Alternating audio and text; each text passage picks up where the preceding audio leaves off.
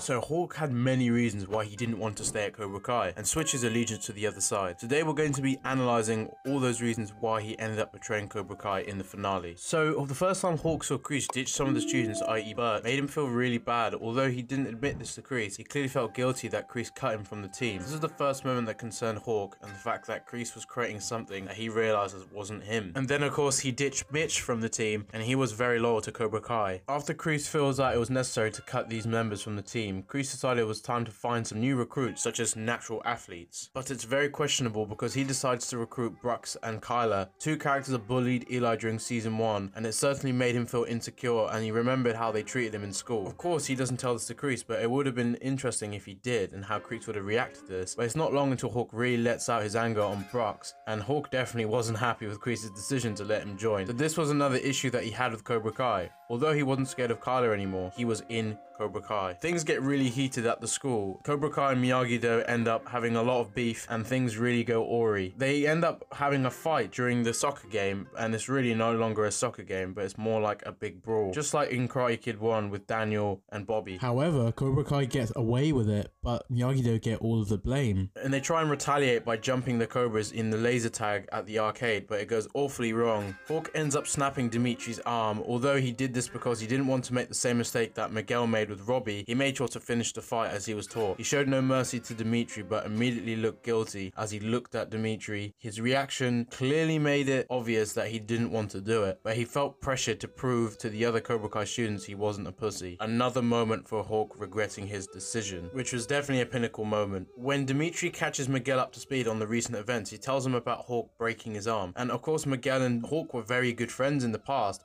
but after he saw this and found out that Hawk hurt him, his own friend, he knew that Kreese was getting to his head. Again, if you look at Hawk's reaction, it shows guilt over the fact that Miguel was right about this, and that Hawk realized that he's losing his best friend, El Serpiente, because of his actions. And he was losing another friendship because he was staying at Cobra Kai and siding with Kreese. Although Miguel made the point that Johnny was actually the one that created who you were now. Once again, Eli looks like he's regretted the decision that he made, and he realizes that Miguel is right.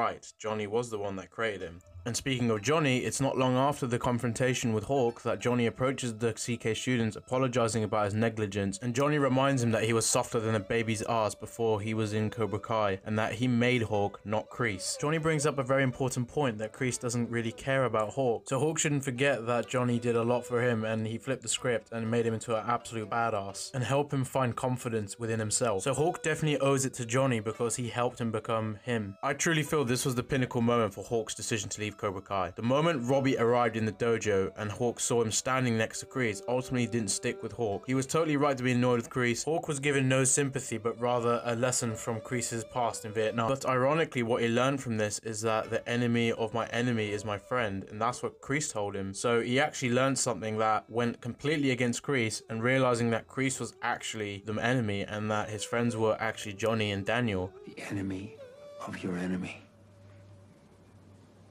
is your friend.